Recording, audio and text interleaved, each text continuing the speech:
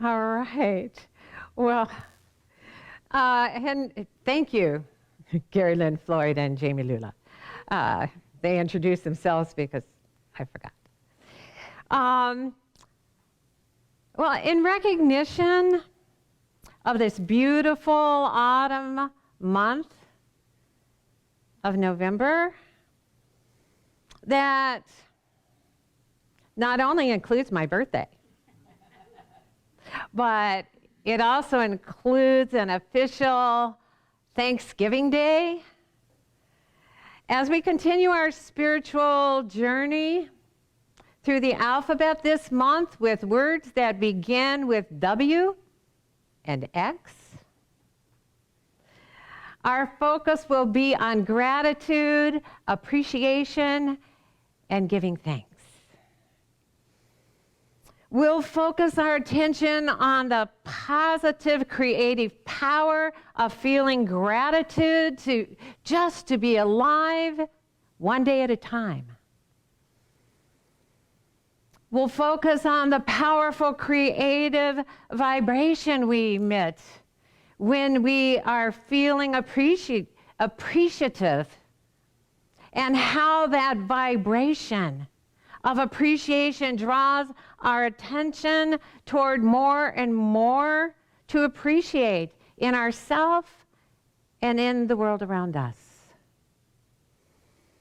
And we'll turn our attention to the sacredness of feeling Thanksgiving within us before we ever say thank you to anyone for anything, so that our words come straight from our heart.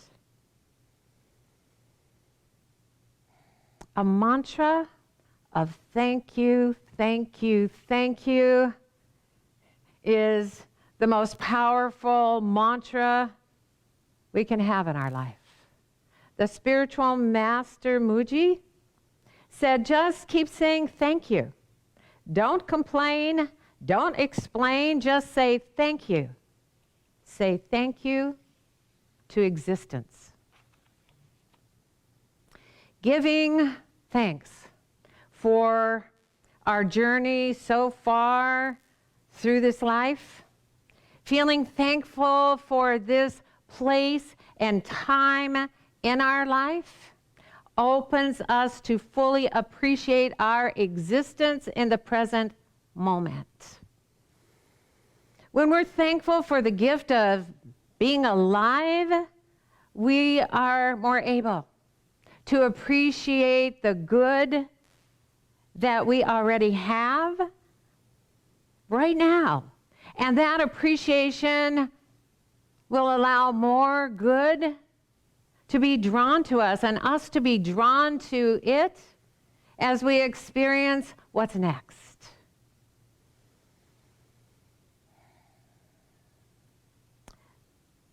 Though Thanksgiving Day often calls our attention to the people we love and to the positive aspects of our life that we may have been taking for granted. Giving thanks every day and every moment throughout the day uplifts us to a place in our mind and in our heart where we're able to feel the love within us that called us into being. And to let that presence fill us to overflowing, so that love through us enters the world. Then Thanksgiving becomes a lifestyle rather than a holiday. Abraham Hicks tells us love and appreciation are identical vibrations. Appreciation is the vibration of alignment with who you are. When you focus upon what you want, when You tell the story of how you want it to be. You come closer and closer to the vicinity of appreciation. And when you reach it, it will pull you toward all things that you consider to be good in a powerful way. If we want to know the direction our thoughts are taking us in life, we need to notice the feelings that are pulling us there. We need to become self-aware and self-observant as we live our life. We know we're on the path that leads to all the things that we consider good when what we think and say and do energizes us and brings us joy throughout the day. And at the end of the day brings us peace and appreciation and satisfaction and rest. If we feel agitated throughout the day with unpleasant energy running through us, and at the end of the day we feel exhausted and unsatisfied and restless, it's an indication we're heading in a direction we don't want to go. One that's pulling us toward experience that we will consider not so good. Which brings us along our spiritual journey to the letter W. And today, W is for why. W-H-Y. It reads better than it sounds. And as mentioned, the title of today's talk is Find Your Why. Why do you get up in the morning? Why do you do what you do all day? What motivates your thoughts and words and actions? If obligation is our motivation, our thoughts and words and actions will lack appreciation. That positive creative force that makes what we're doing spiritually worthwhile. Obligation creates resentment, no matter how good we look doing what we're doing. If fear is the reason we're doing what we're doing, whether it's fear of not being loved or fear of rejection, fear of not having enough money, fear of getting sick, since fear and love, as A Course in Miracles tells us, cannot coexist, we won't bring love into our actions. And our actions won't bring the love that we truly want to express as we do what we do. Even though what we're doing may be helpful in some way in pleasing someone or in easing our guilt, in helping us feel less lonely and helping us to get what we need or believe we need financially, only by loving what we do and feeling love while we're doing it can we feel grateful for our life and feel ourselves pulled in the direction of our good. We may wonder how we can feel grateful doing anything when we don't appreciate the conditions of our life right now. How can we maintain positivity and an attitude of gratitude when most of the time we feel like a negative, down in the dumps grump? I mean, what if we're experiencing health challenges that are limiting and painful? Or disharmony in our relationships with our family and our friends and our coworkers and our neighbors, or maybe even total strangers are beginning to irritate us. What do we have to feel grateful for under those conditions? Well, thank God we are never under the conditions permanently. Appreciation helps us rise above conditions. In order for us to maintain an attitude of gratitude, our gratefulness must be unconditional. So how do we do that? Just for openers, we can begin by being grateful that we're alive to feel gratitude, because gratitude feels good to feel. We can just feel it, and it feels so good. And it creates a mental, an emotional environment, a vibration that draws our attention to something good that's present in any condition, no matter what that condition may be. But in order for us to notice our attitude in any given moment, in case we want to change it, we must become self-aware and self-observant as we live our lives, so that we'll know what our attitude is, so that we're aware of what we're feeling. Lama Surya Das, the author of Awakening the Buddha Within, said, before speaking, notice what motivates your words. In order for us to notice why we're about to say what we're about to say,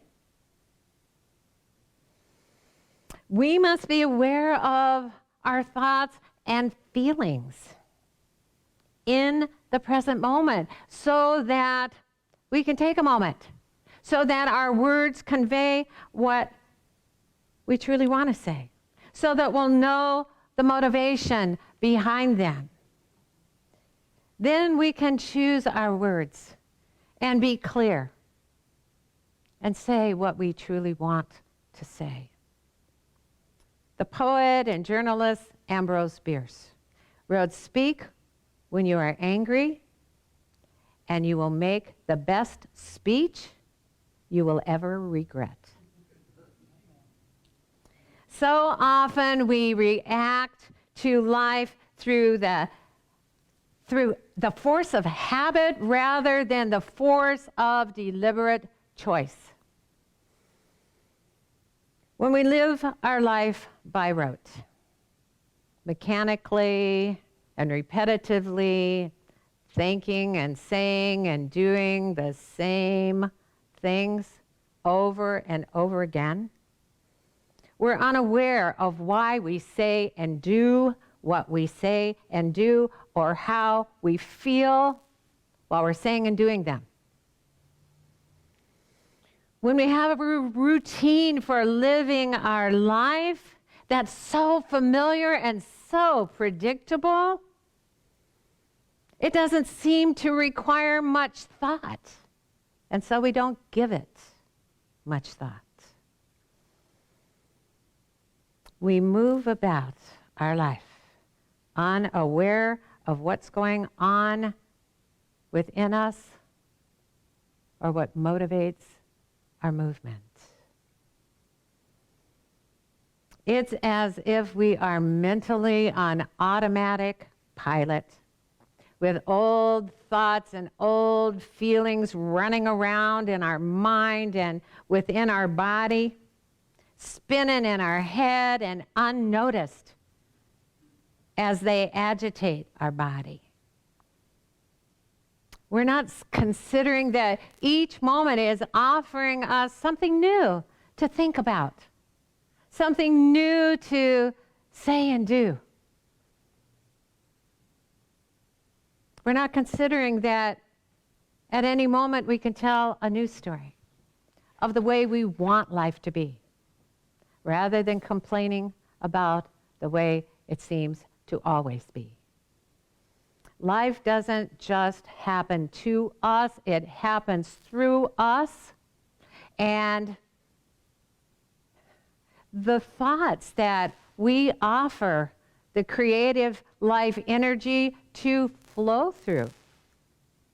We know if we're going to like the forms and expressions that our thoughts are molding into shape by the way we feel. That's why it's important for us to find the why in what we think and say and do.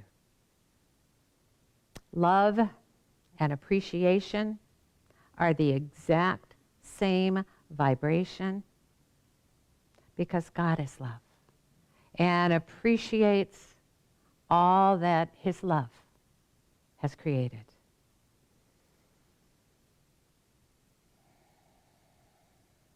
We are born of the one love that's forever in love with us. We are now and forever the beloved of God. When we feel appreciation within us, we're in alignment with who we are because we're feeling the divine appreciation that sources us every moment with all that we need and want in this life. Adyashanti said, when you are in your true being, the purpose of life is to feel that every moment is the purpose. When we're being our true being, we find our why. And our purpose as spiritual beings who have come into this human experience becomes clear. It's got to be a good purpose because God is good and God called us here and continues even in this moment to gift us with life. When we realize that we've received more than what we really deserve, and it's all come to us as a blessing and a gift, then the gratitude we feel becomes prayer.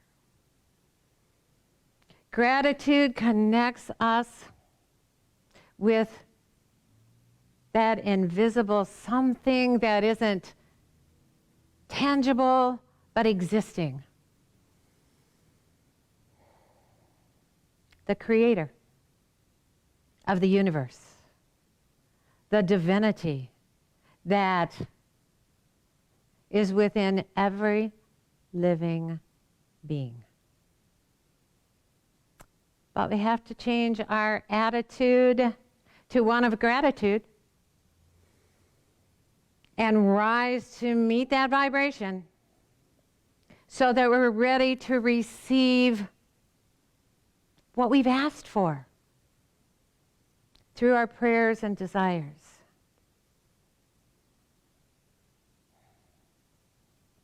When we live this life, unafraid to be grateful for it all, no matter how some of it may look sometimes, when appreciation replaces, I just got to get through it, then we become aware that there is always something to be grateful for right where we are. When we choose love of life over fear of conditions, we discover that love is all around us because we feel the love within us.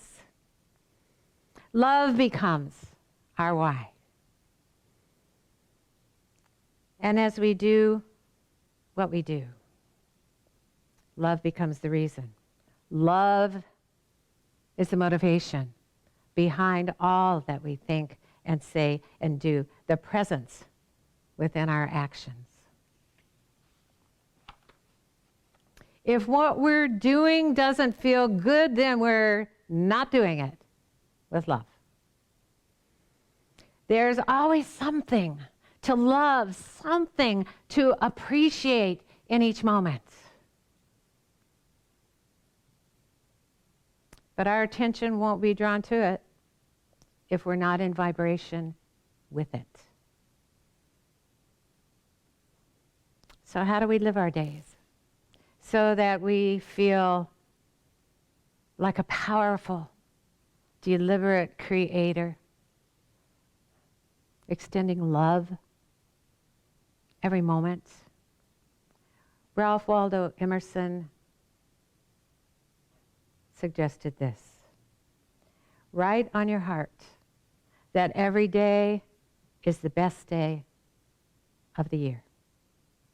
He is rich who owns the day, and no one owns the day who allows it to be invaded with fret and anxiety. Finish every day and be done with it. You have done what you could do. Some blunders and absurdities, no doubt, crept in. Forget them as soon as you can. Tomorrow is a new day. Begin it well and serenely, with too high a spirit to be encumbered with your old nonsense. This new day is too dear with its hopes and invitations to waste a moment on the yesterdays. What we experience in life is who we are being in life. If our why in life is to be our true self, we'll find that it's not just our purpose to be loving, but our purpose to be love. And that's an awareness to be grateful for. Namaste.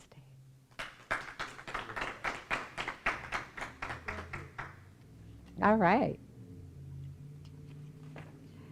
Okay, well, let me just change my page here. Find out what we're doing next. This is the time of our service when we have an opportunity to say our mantra. Thank you, thank you, thank you. And we're filled with thanksgiving this morning, so we know that our thank you is coming straight from our heart. Thank you for being in the sanctuary this morning. Thank you for being here in the live stream. Thank you for finding it later this week. Thank you. Thank you for loving the message. Thank you for going out and being the message. Thank you for all that you are and all that you do. And thank you for your love and support of LEC financially, because we can continue, as you continue to want this message, to do it. And so if you're wondering how to support LEC and you're not in the sanctuary, then there are several ways. One is through Facebook. The page that you're on right now has a donate button, and you can press that and support us that way. If you go to our website, lecflint.com, to watch the video or read the synopsis, there's a contribute button there, and you can contribute that way. If you're a member of PayPal, then PayPal is an easy way to support us. And if you're not here in the sanctuary, then you can send a check to 2512 South Thigh Road, Flint, Michigan, 48532. And thank you.